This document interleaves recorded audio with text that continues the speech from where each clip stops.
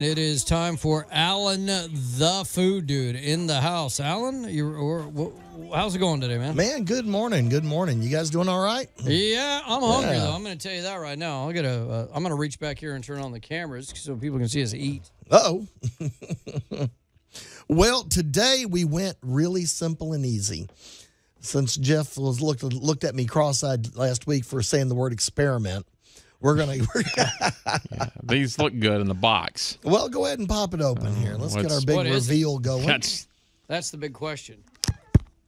Mm-hmm. So they smell good. So they pass two tests.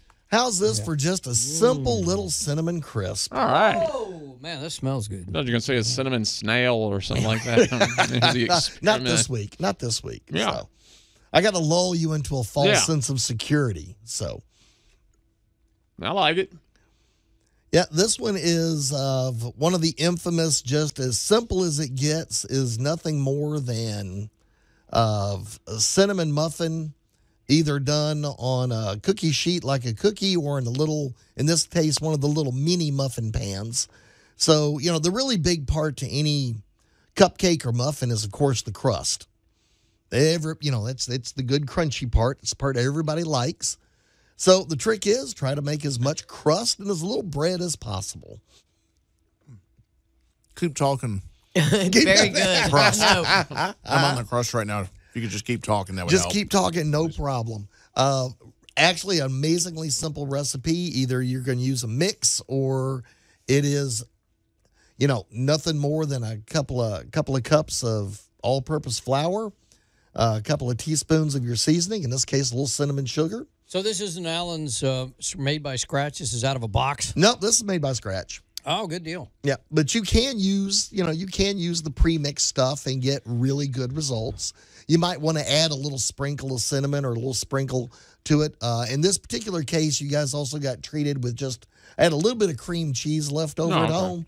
So you got a little cream cheese dressing on the top of it there, a little frosting. It's delicious, but I think you were lazy. I was really busy this week. I could tell. So it's kind of like, all right, I need something, When did you decide to make these? This morning at 6 o'clock? No, that was last night. Right. No. Actually, that was yesterday around noon. I went, okay, what am I cooking in the morning? And I went, all right, I've been doing some larger stuff. Let's go back to a quick snack of kind of been on the theme of tailgating and everything with the showboats and all that. If you didn't put any frosting on this, you could have just a big bag of these and just, reach in and grab one as you wanted to, They're very tasty. Snack and go through. That's good, though. They're very good. That's what I'm saying. Being lazy isn't a bad thing. Okay, well. You can over-frost a cinnamon roll. So there's kind of the right amount on this. Well, when you get like a frittered cinnamon roll, it's got too much glaze on it. It's like, now it's too much, man. Yeah, well, it's a big sticky mess. Yeah. Like I said, this is just a little cream cheese frosting, which is just basically loosened up cream cheese with a little dash of sugar on it, whipped together, a little tiny swirl of it.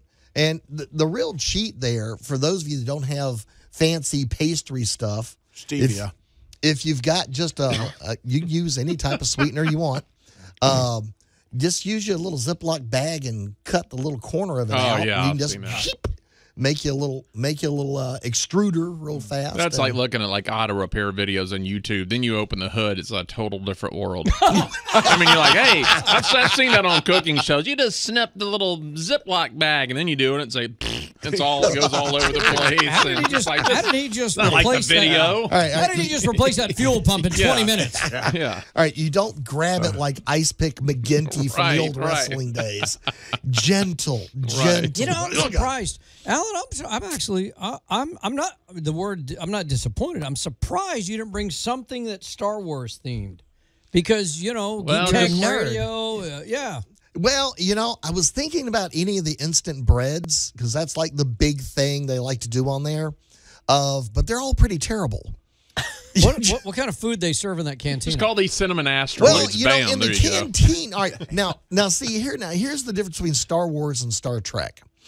Star Trek made a big deal out of the weird meals that they served in the different cultures. Because, they made a big deal out of the weird stuff that a Klingon would eat or that a Romulan would eat. In Star Wars, pretty much about the only food you have ever seen is Rey making the instant bread. Because other than that, every bar scene you go to or whatever, they're drinking. There is nobody eating. There's no anything. Health regulations that require food whenever alcohol is no served. Starburgers or fries. And I was, I kind of thought about it, and I went, really honestly, where is the Star Wars I food? have a Wookiee dog. I mean, outside of like instant bread and a frog.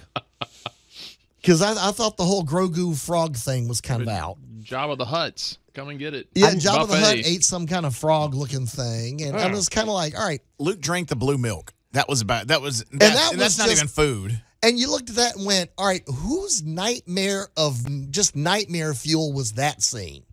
Was he just trying to gross her out? Was he, trying to get her to leave? Because it was weird. Danny's over here shaking her head. I've never seen Star Trek, Star Wars, or anything. The only question I have is because you said asteroid. Why are hemorrhoids called hemorrhoids and not asteroids? Shouldn't they be called that? Probably a conversation that's Parkway. That sounds like It's like driveway and carport. Yeah, it sounds like a Seinfeld bit. Who